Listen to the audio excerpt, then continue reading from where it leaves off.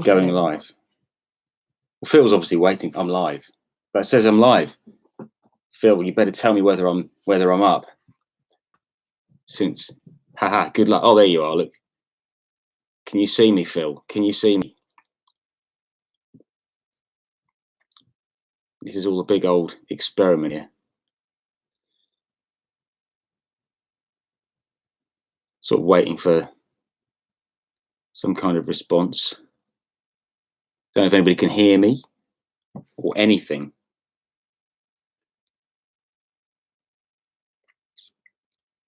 Don't go away. You're there. Can you hear me, Jill? Can you hear me? That's what I need to know.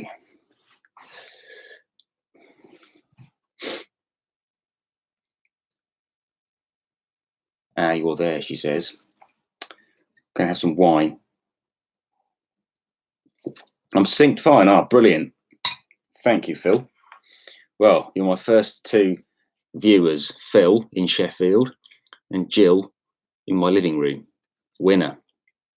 Be interesting to see how this goes. Anyway, I'm going to go and close this door because I've got children sleeping.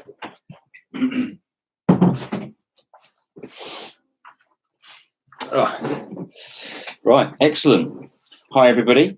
I'm going to maneuver this. This is going to be super informal tonight because it kind of has to be. So I was sitting there today thinking about other elements of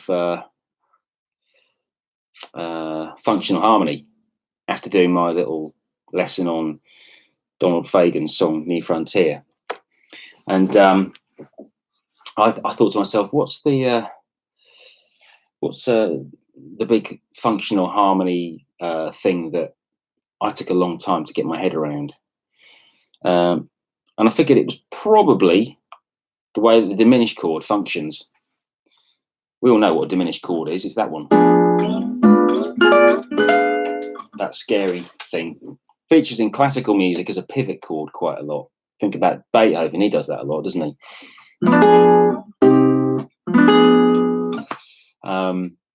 And Mozart as well. But it was, yeah, definitely a, and this is the full diminished seventh I'm talking about. I'm not just talking about a diminished. I'm not talking about that chord. In other words, if you chord seven of a major scale, B diminished. This is the one with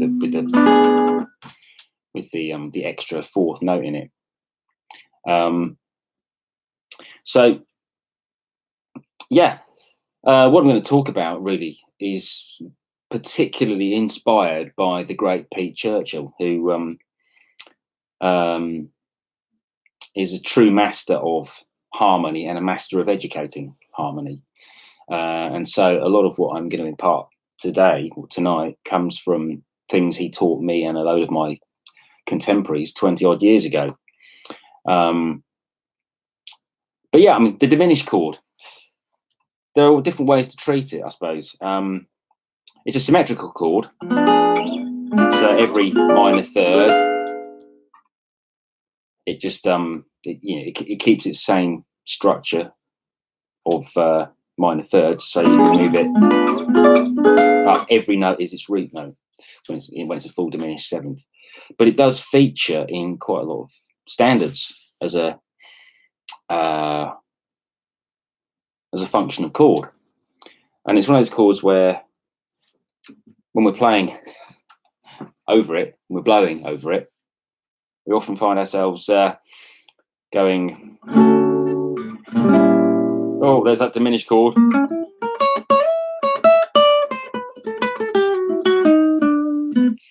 So, but there's much more we can do with it than simply playing up the arpeggio. We have diminished scales, don't we? The whole half whole diminished scale. You can sort of use that, I suppose.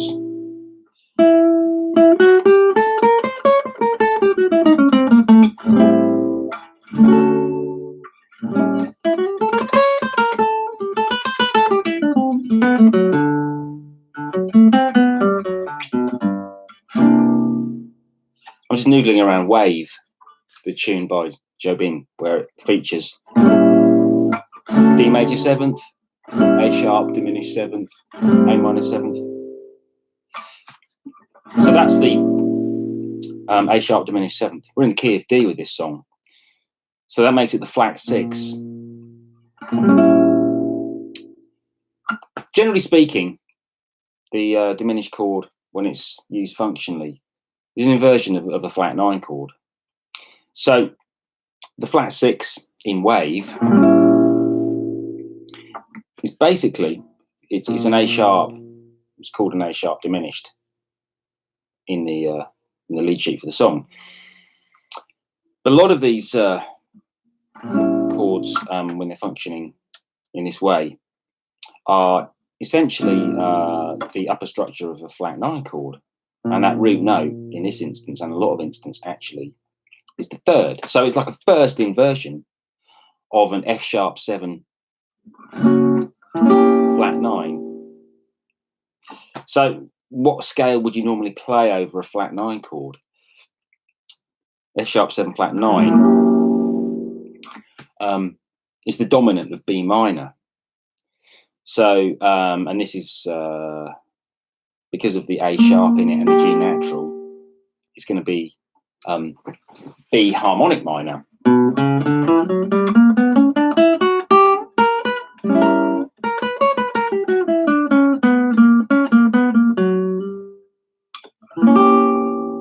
So generally speaking, that's the most straightforward way of playing over the diminished chord as a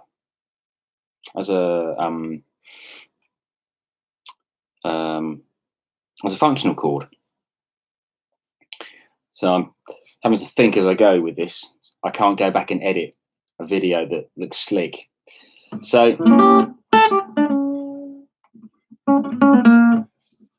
yeah, here I've got apparently got 2 people watching there. No, 3 people. I think Jill must still be watching me. I'm guessing Phil's still watching me. Yeah, so I mean that's one example of using that diminished chord, using the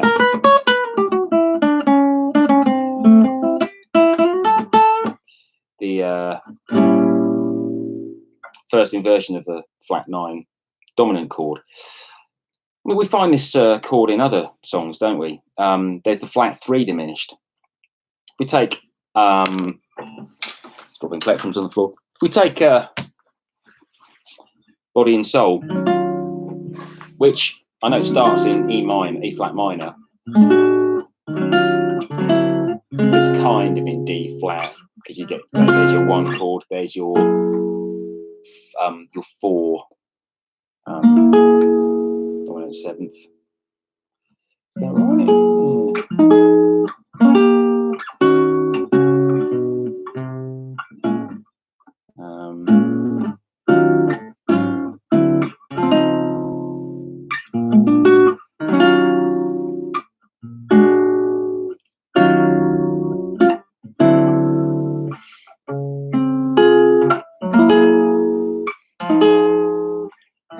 There it is. So there's the diminished chord in the context of this song.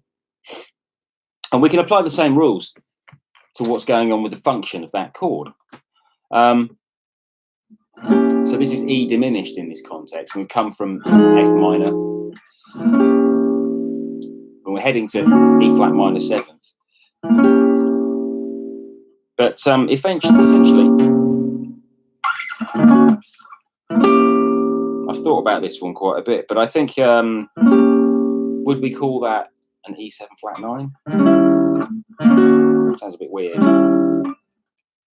Would it be C7 flat 9, especially when we come from the F minor?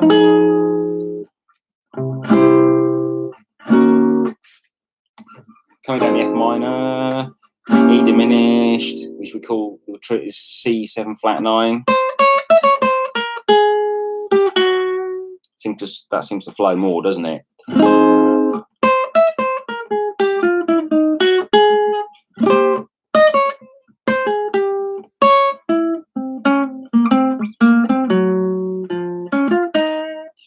So it's the same kind of thing as what happened in Wave. Again, it's that E diminished, we'll treat that as a C7 flat 9 this time. C7 flat 9 isn't what you'd normally imagine is going to take you into E flat minor 7th. We come from the F minor 7th.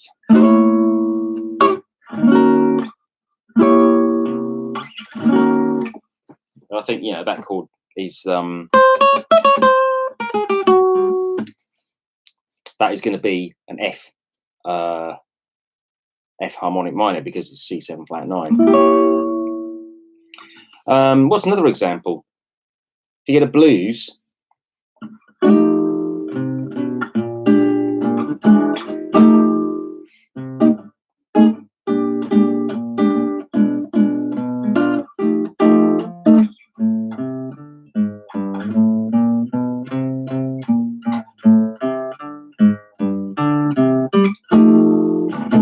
so we've heard that thing before.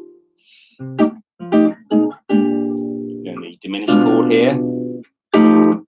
So in this case, what we've got is a sharp 4 diminished or a flat 5 diminished, and it's not a flat 5 substitution for like a dominant sort of thing. It's not B diminished in the key of F on this blues. B diminished is not a substitution for F.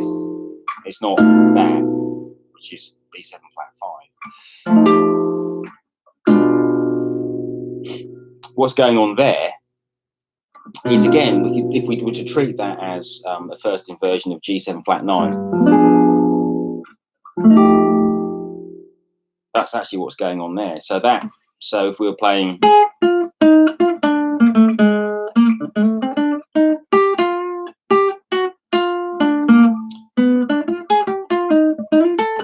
so it's going to be a C harmonic minor.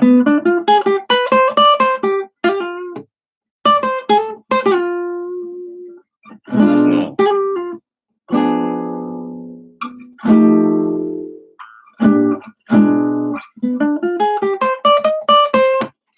And the thing about using that chord at that point there is you can play very bluesy kind of licks that are kind of pentatonic-y, blues scale-y. It's almost like you could all kind of play an F pentatonic but with a flat 3 in it. So it's kind of almost like a minor or F minor. What would you call that?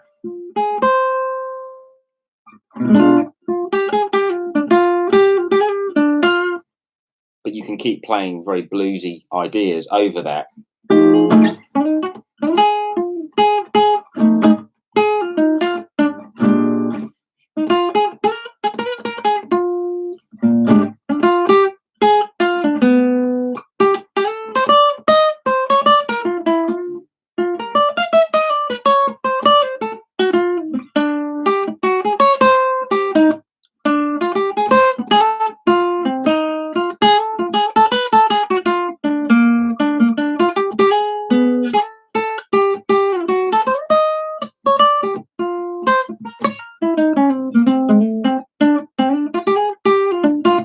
Yeah, so you can keep the blues flavour happening when you've got that chord happening in the context of the blues.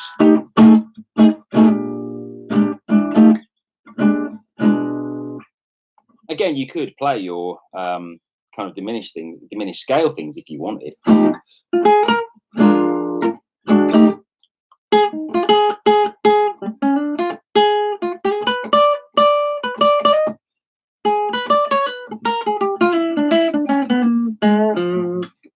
But you know, that tends to create a different kind of quality.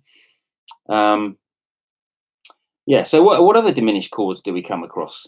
Of course, the sharp 4 diminished also features in the sort of rhythm changes.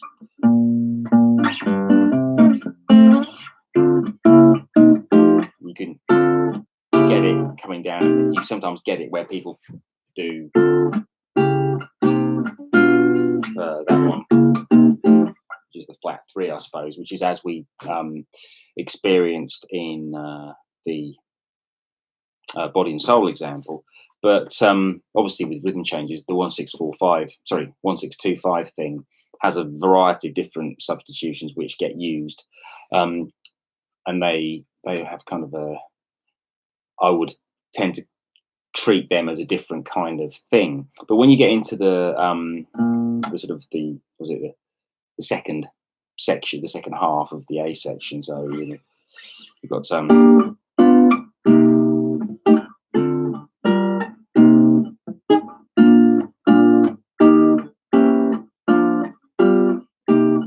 it's at that point when you're going from chord 4 to sharp 4, then 1 sometimes over 5, 6, 2, 5. It's a bit stream of consciousness, this, but I'm sort of just kind of going with the flow a bit. But yeah, as we had in the blues, where you get the sharp 4 diminished, you get it you get the sharp 4 diminished rhythm changes. So you would probably treat that again as the as a first inversion. So in B flat, you would call that a C7 flat 9. So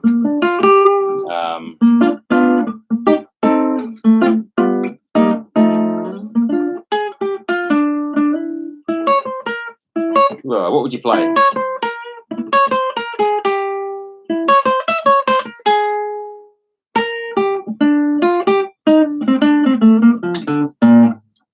It's hard. Rhythm changes are hard anyway, even if he's not worrying about trying to nail the diminished chord.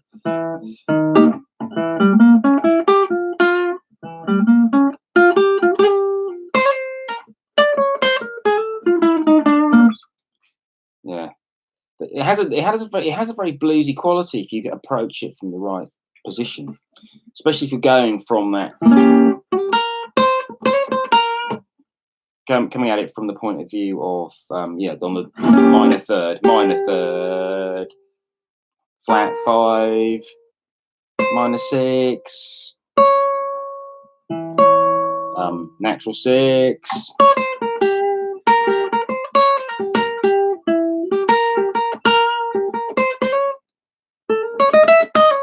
You can also stick that little maneuver up a minor third, can't you?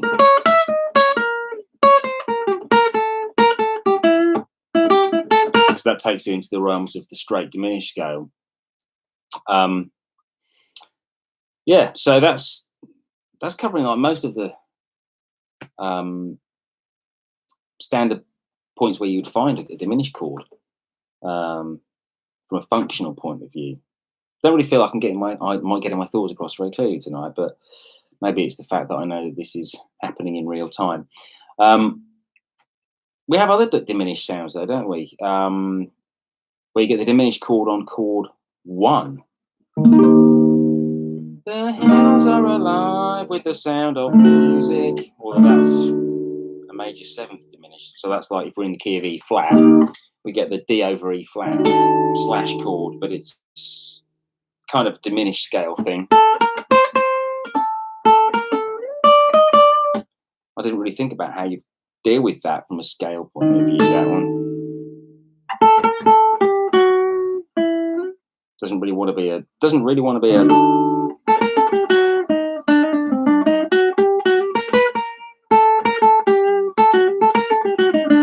Yeah, that's an interesting one. That D over E flat, but diminished major 7th.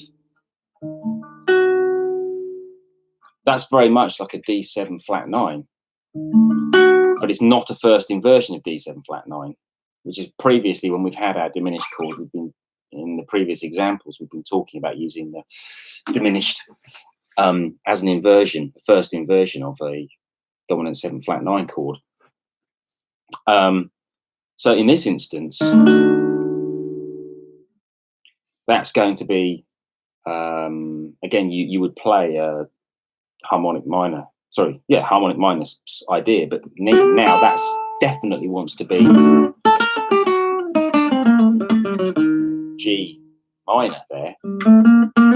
It's interesting considering the home key is actually E flat major.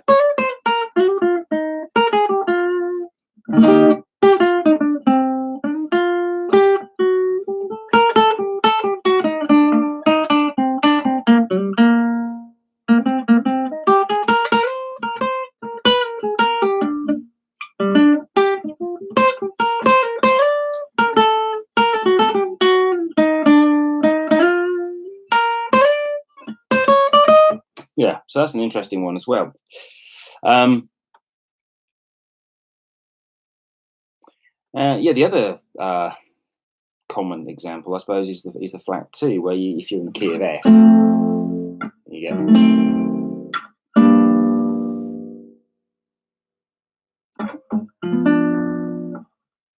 Yeah, that's something. That's a standard. I was trying to think of standards off the top of my head earlier on, where you get a flat 2 diminished. But again, that's clearly going to be an inversion of, in this instance, well, it's an inversion of chord 6, isn't it? 6 with a dominant 7 flat 9. So what if you were in the key of F? And you got your diminished there, you'd have to play. You play your harmonic minor, because you're playing essentially an inversion of that D7th chord, which is setting you up for the chord 2, the G minor.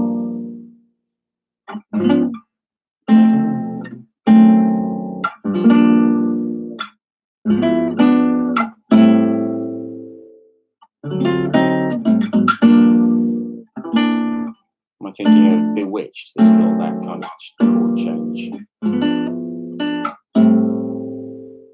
Feeling a bit rusty on all my standards. Don't get to use them. Don't get to play them very often. Yeah, so I mean that's just kind of some examples of how diminished chords are present in standard harmony. I mean,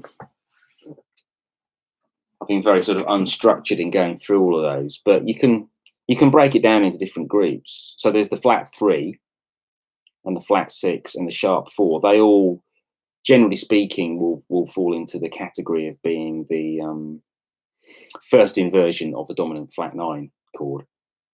So yeah, if I just go back through those examples that I started with, we had Wave, which is in the key of D. Then you get the A sharp diminished. So you treat that as an F sharp 7 flat 9, which is B harmonic minor, even though you're now moving to A minor.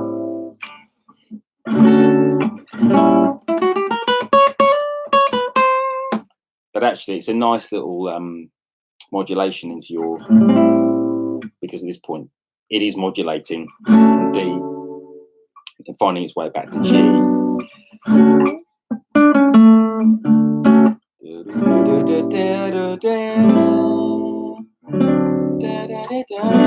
So we're into G there, aren't we?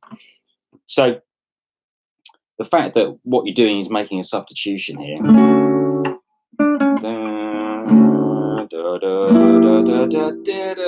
Sounds a bit weird, but you know, it's really not. It really isn't that at all. It really isn't. That's not it. Neither is it this. Is it? It's not that. And the alternative would be your A 7 flat 9. Sounds a bit weird as well. You know, if you play and then you get this chord now, you know, we've got our tonal center in our ear.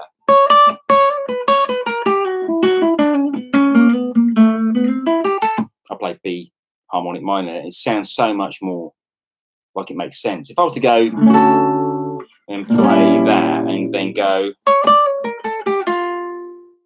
play D harmonic minor,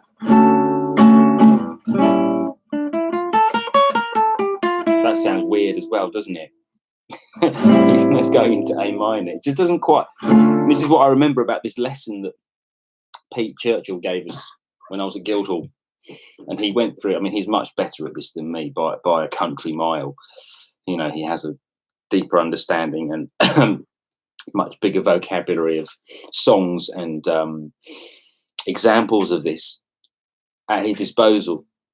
But I remember him going through some standards and literally trying all 4 permutations of the melodic minor that would fit over the different chords. So he would go D and then go, right, I'm going to treat this diminished chord as as D melodic minor. So sounded a bit clunky. The next one was F melodic minor.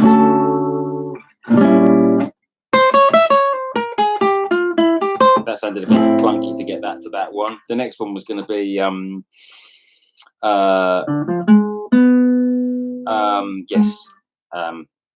sorry, G sharp melodic minor, because that's treating it as though it's the D sharp thing. So let's do that, and then we're going to play. That sounds weird as well, doesn't it? Oh, that was wrong notes in there, but so once you've tried those three, you realise that they're not the correct one.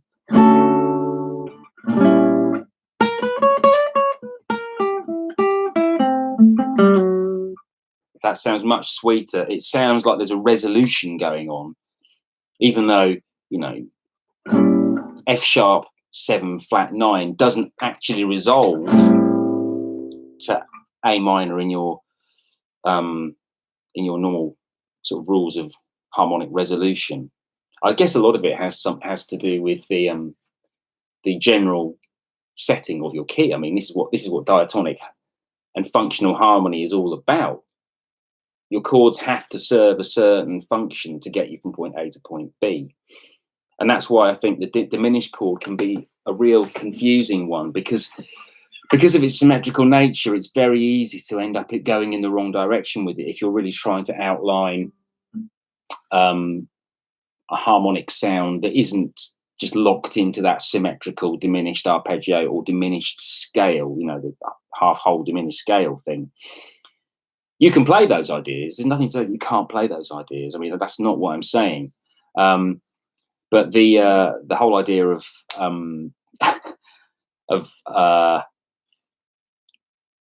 just being able to play any melodic minor of the four that are potentially at your disposal, they really don't all work. I think it's harder to demonstrate this on the guitar anyway. I think on the piano, of course, I'm not a pianist, so I would be terrible at demonstrating on the piano. It'd be even worse. So yeah, I mean, that's kind of all I really wanted to talk about tonight. Is that tricky diminished chord? It was something that eluded me for a long time, even though my understanding of harmony was always quite good. I never found myself getting confused by very many things to do with harmony and functional harmony, although I didn't really think of it as functional harmony. A lot of it was a case of I sort of instinctively knew how harmony worked. But the diminished chord was the one that kind of caught me out when put in the context of being functional. Because of course, if you're playing on a groove,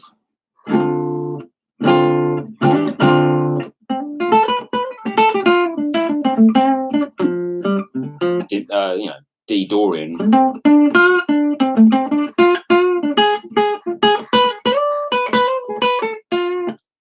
you've got the diminished scale that you can play, and you can play diminished.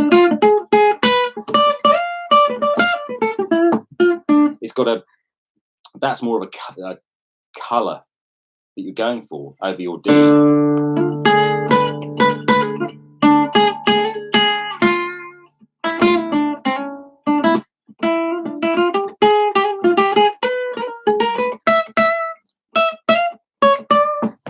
And you can also use your diminished scale to outline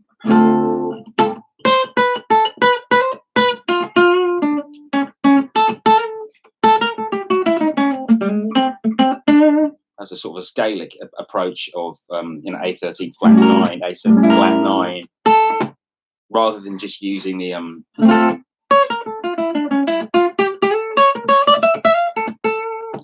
you can do the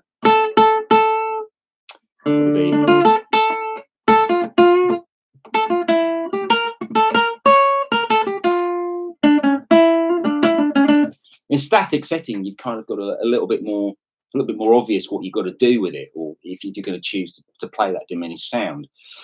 And of course, you can also, over a static setting, let's say dominant seventh,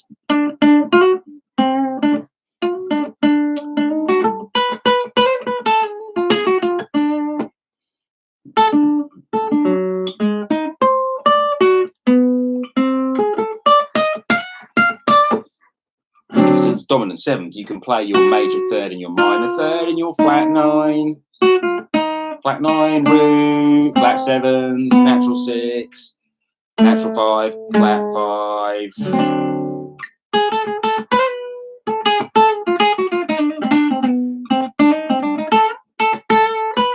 Before you even get into the realms of your pattern type playing, you've got some colours at your disposal there. In the same way that when you're playing over a mode, D Dorian mode, you can play any colours of the mode to get, there are colours that you're actively going for. So that's a different kind of approach to diminished chord use, especially from an improvising point of view. So, yeah, I mean, I guess that's all there is to say about this subject now. It's not a slickly put together video of me playing examples and sort of got a bit less structure to it. And because it's not edited, you got to deal with me going, let me think next. Anyway, so this is just been a bit of an experiment, really.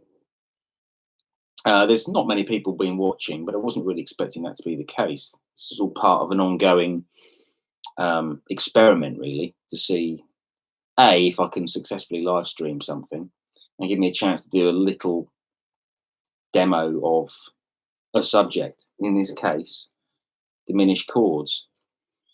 So yeah, I guess this is going to be kept up on my bunch of videos to be watched by anybody who so desires it later on. If anybody sort of wants to add anything in the comments when they come back to it later on or whatever, then yeah, maybe suggest stuff that I might have missed on this little subject. It's quite interesting when you're trying to explain it. It really lets you know how much you understand it when you're trying to actually tell people how to use this this harmonic device in certain contexts. Hopefully I made it pretty clear. I think the rule of thumb is that if you're dealing with diminished chords in a harmonic, a functional harmonic setting, you have to treat them as a dominant flat nine chord, often the first inversion, but not always, and play the relevant harmonic minor scale. But you can use sort of symmetrical diminished ideas as well, because they will work. I guess what we're talking about is opening up your improvising palette so that you've got stuff that will sound more like it's got harmonic direction, because of course when you're playing symmetrical ideas, they sound to me like they're kind of up in the air. They've got a static kind of quality to them. Yeah, well, I think I'll wrap it up there. I've been on for 40 minutes, my random ramblings. Hopefully I'll be able to do some more of these maybe and get more of an audience. But I say this tonight was as much about experimentation. Right. Cheers all. See you soon.